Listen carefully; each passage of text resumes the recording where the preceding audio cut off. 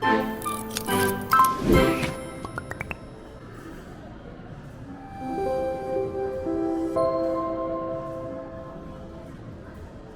기자님 오랜만에 저희 제비회 가족들한테 소개 좀 부탁드리겠습니다. 안녕하세요, 제비 회원 여러분. 15기 김동현입니다. 오랜만에 뵙게 돼서 감사하고 영광입니다. 반갑습니다. 뭐 다른 분들하고 똑같아요. 비행하고 그리고 쉬는 날 집에 있고, 집에서 이제 하는 일들은 뭐 많이 있지만 뭐 다른 분들하고 크게 다르지 않을 것 같아요. 2020년도에 플레인 센스라는 비행을 다룬 책을 출간을 하셨는데요. 네, 어떠한 책인지 소개 좀 부탁드리겠습니다. 비행을 시작한 거는 이제 94년도 MD-82로 대한항공에서 시작을 했는데요. 이제 교육을 받을 때는 처음에 호주하고 미국으로 가서 교육을 받았어요. 저는 캘리포니아로 가서 비행 교육을 처음 받고 400 전환을 97년도에 했는데, 우리나라에서 이제 그때 여행 자유화되고 얼마 안 돼서 그 당시에 1년에 400이 뭐 열 몇 대씩 들어왔을 때예요. 시뮬레이터도 또 한 대가 들어와서 2대 24시간 가동을 했는데, 그런데도 소화를 못 시켰어요. 부기장으로 있던 400 부기장님한테 라이트 레프트 3년 만에 기장 되신 분도 있어요. 우리 부기장들은 시뮬레이터 세션이 모자라니까 일부는 떼어서 노스웨스트에 위탁 교육을 보냈고, 저는 400 교육을 노스웨스트에서 받고 왔어요. 거기에서 배웠던 이제 뭐 훈련 시스템이라든가 뭐 이런 것의 차이 말고도 여러 가지, 예를 들면 제가 노스웨스트에서 훈련을 받고 체크를 받는 날 회사에서 평가지를 줬는데, 평가지에는 19, 8, 7, 6, 5, 4, 3, 2, 1 이렇게 되어 있었어요. 각 훈련 과목별로. 그런데 그 체커가 나중에 체크를 하더니 전부 10점을 준 거예요. 저뿐 아니라 다른 동기들도 모두. 그러면서 비행은 셋, 언셋이지 98점, 99점이 아니다.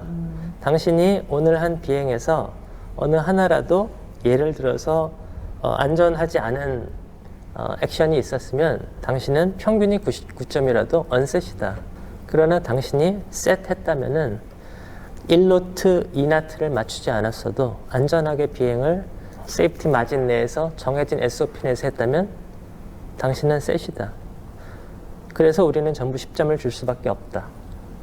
그래서 그걸 가지고 돌아왔어요. 그래서 회사에 제출했더니, 회사에서 이제 미국에서 교육받고 온 사람들을 요주의 인물로 봤어요. 그래서 이런 엉터리 같은 체크시트 또 왔네. 너희들이 10점이야? 전부 다시 체크해. 그래서 88888788, 그 당시에 기장님들은 보통 90 이렇게 주고 부기장들은 8, 7 이렇게 줬어요.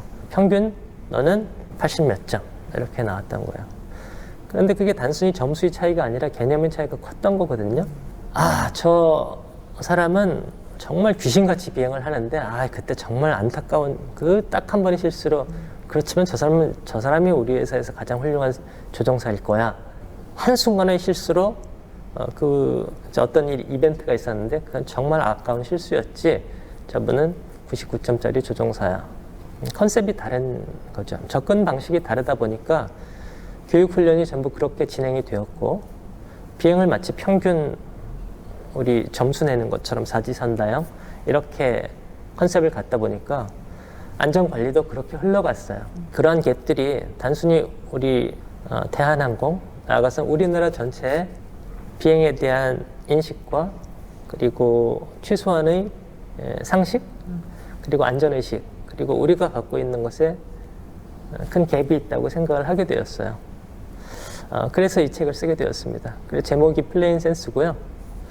출판사에 처음 이제 투고를 한 게 2019년이었는데 400을 타면은 외국인 기장들이 많았거든요. 기장들이 모자라니까 외국 기장들이 많이 왔는데 지금보다는 퀄리티가 높은 사람들이었어요. 메이저에서 온 분들이 꽤 있었고, 그분들이 이제 비행 중에 여러 재미있는 이야기들, 흥미로운 이야기들 많이 해줬어요. 회사에서는 호주 갈 때는 호주 기장, 브라질 갈 때는 브라질 기장, 러시아 갈 때는 러시아 기장 이렇게 매치했어요. 그 지역에 대해서 너무 잘 알아요. 호주에 가면 거기 어떤 웨이포인트 이름이나 이런 거에 대해서도 재밌는 이야기를 해주고, 독일 넘어갈 때면 이게 무슨 뜻인지 아느냐 하면서 거기 히스토리를 이야기해주고 브레멘 상공을 지나갈 때는 여기에서 예전에 뭐 나치 독일하고 거기에 이제 전투기 생산 공장이 있었고 어떤 이런 얘기도 참 재밌더라고요. 중학교 때부터 다이어리를 쓰는데 거의 매일 그날 제가 느꼈던 것들을 쓰는 걸 좋아하거든요. 그래서 글감들이 많이 모여져 있었고 그것을 모아서 이제 출판사에 냈더니 7개 출판사에서 출판을 하자고 이렇게 나와서 그 중에 가장 좋은 조건을 제시한 출판사와 계약을 했습니다. 몇 년 전까지만 해도 그 MEA를 적용을 할 때 로그북에는 어떻게 되어 있냐면은 점검 결과 이상 없음. 그리고 디퍼를 했어요. 그래서 이상이 없는데 왜 디퍼를 했나요? 그랬더니 또 같은 결함이 들어올 수 있기 때문에 그러면 불필요하게 리턴을 해야 되기 때문에 미리 디퍼를 한 겁니다. 라고 얘기를 했는데 디퍼는 이 결함이 해소되지 않았을 때 해당 부품이나 시간적 제한으로 이거 없이도 갈 수 있다라는 게 디퍼이고 디퍼할 수 있는 조건은 결함이 발생했을 때입니다. 근데 지금 클리어 문제 없다라고 했으면은 디퍼를 안 하시고 클리어하는 게 맞고 문제가 있으면 디퍼하는 겁니다. 그랬더니 억셉트 안 해요. 또 발생할 수 있기 때문에 그 가능성이 있어서 리턴하지 말라고 디퍼하는 건데 그럼 왜 디퍼를 합니까? 이렇게 나오죠. 그게 크게 문제가 됐어요. 어떤 외국인 기장이 굉장히 유능한 사람이었는데 이 항로로 갈 수 없다. 그래서 보니까 우리한테 주어진 시그맷 차트는 법정 서류거든요. 시그맷 차트에 CB가 있는데 CB 종류가 우리 알다시피 뭐 isolated, 그 다음에 occasional, frequent 있잖아요. frequent은 100% 커버리지예요. 100% 커버리지에 그만한 게 있으면 거기로 이제 FA에서는 파일을 못하게 돼 있어요. 회피할 공간이 없다는 거거든요. isolated면은 사이사이 회피할 공간이 있다라고 하는 거지만 우리 frequent 같으면 그쪽으로 아예 가면 안 돼요. 그런데 여길 뚫고 가게 파일을 한 거죠. 그 통상 파일 하는 대로. 그래서 다른 항로로 파일을 해달라고 통제 요청을 했더니 그렇게 할 수 없다. 이미 파일된 거라서. 그 CB를 뚫고 가야 한다는 원리예요. 그래서 이렇게 돼 있다라고 설명을 했더니 그래도 지금은 할 수 없다. 지금 그걸 바꿀 시간도 없고 할 수 없다. 결국 제가 그 아일랜드 기장에게 조언한 거는 이만큼 거길 리루트 하려면 거의 300마일을 리루트 해야 됐었고 인접 FL까지 통과해야 하는 상황이었어요. 일단 그만큼의 연료를 더 넣어라. 그렇게 하려면 얼마나 넣어야 될지 모르겠대요. 그래서 우리 latitude, longitude 이렇게 하면 거리 대강 나오니까 거기다 시간당 얼마 해서 이렇게 하고 만약에 그 CB가 있어서 리루트 클리어스를 못 받으면 그냥 돌아와라. 이렇게 하고 갔어요. 그리고 나서 제가 그 자세한 내용을 리포트를 해서 통제 그리고 운항본부 각 임원 본부장님 이렇게 포함해서 그 경위에 대한 지적을 하고 수정을 요청하는 메일을 올렸죠.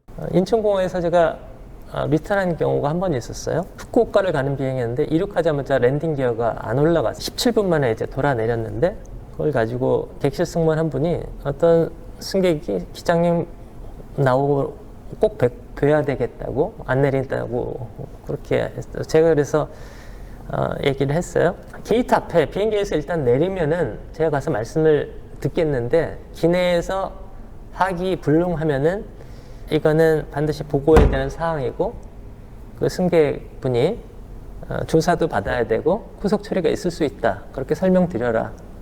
일단 비행기에서 내려서 게이트 앞에 있으면 제가 나가서 이야기를 듣겠다. 그 승객분이 이제 그 얘기를 듣고 나가서 기다리고 있었어요. 나갔더니 크게 저한테 아주 중요한 약속과 뭐 있었는데 그 말씀은 잘 알겠고 반드시 리턴해야 되는 상황이었으니까 지금 바로 옆 게이트에 다시 출발한 비행기 있으니까 빨리 가서 가는 게 낫지 않겠습니까? 해서 갔어요. 그분이 저한테 소송을 하겠다, 언론에 알리겠다, 뭐 이렇게 뭐 화가 나니까 그렇게 말씀을 하셨겠죠. 그때 돌아오고 나서 심지어는 그 회사에서도 어떤 분은 후쿠오카 정도면 그냥 갈 수 있는 거 아닙니까? 이렇게 이야기를 한 분도 있어요. 그 모든 갈등 사이에 회사에서도 승객에게도 너무 불편했던 거예요. 우리 FCRM에 기어 안 올라가면 고도 제한도 있지만 그 연료가 얼마나 될지 퓨얼 프로덕션도 안 되고 당연히 리턴하는 게 인더스트리 커먼 센스거든요. 근데 우리 회사에서 그 어떤 높은 보직을 받고 있는 분도 그런 이야기를 하고 승객도 그런 이야기를 하고 그 가운데서 제가 갖고 있는 불편함과 갈등이 너무 컸어요. 그래서 그런 것들을 모아서 낸 책이 플레인 센스입니다.